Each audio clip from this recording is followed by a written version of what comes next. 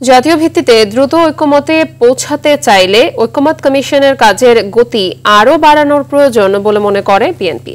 দলটির স্থায়ী কমিটির সদস্য খন্দকার মোশাররফ হোসেনের মতে নির্বাচনের আগে সব বিষয়ে একমত হতে হবে এমন ভাবা ঠিক নয়। স্থায়ী কমিটির আরেক সদস্য সালাউদ্দিন আহমেদ বলেন, আলাপ আলোচনার মাধ্যমে যেসব বিষয়ে একমত হওয়া যাবে সংশোধিত আকারে সেসব সংস্কার শেষে দ্রুত নির্বাচন আয়োজন করা উচিত। রিপোর্ট করছেন জাহিদ রহমান। একনল হ্যান্ড ওয়াশ 100% প্যারাবেন ফ্রি, তাই নিরাপদ হাতের জন্য আস্থা রাখুন একনলে।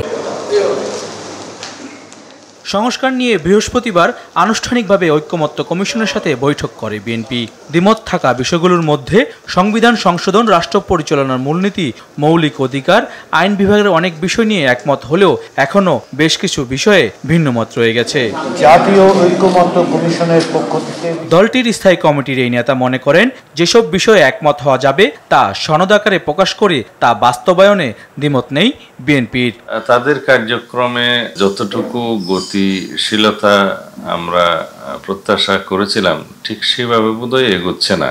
যদি দীর্ঘসূত্রিতা বজায় রাখা হয়, এখানে জাতীয় ভিত্তিতে সিদ্ধান্তে আসা, ঐক্যমতে আসাও দেরি হয়ে যাবে। রাষ্ট্র মেরামতে বিএনপি ঘোষিত 31 দফা সংস্কারই আগামীর বাংলাদেশ গড়া সম্ভব হবে বলে মনে করেন দলটির আরেক নীতি নির্ধারক খন্দকার মোশাররফ হোসেন।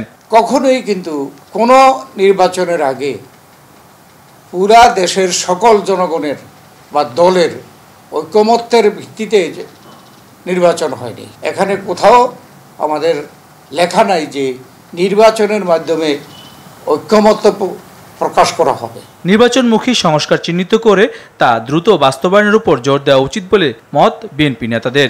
সংশোধিত আকারে হয়তো আমরা একমত হতে পারব।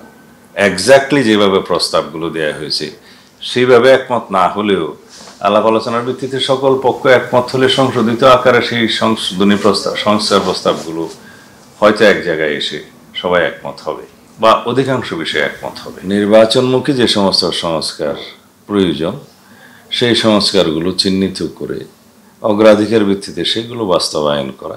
আলোচনার মাধ্যমে সংস্কারের বিষয়গুলোর সমাধান সম্ভব হবে বলেও মনে করেন দলটির নেতারা। সংস্কার চলতেই থাকবে, সংস্কার কখনো থেমে থাকবে না। জাহিদ রহমান, RTV, ঢাকা।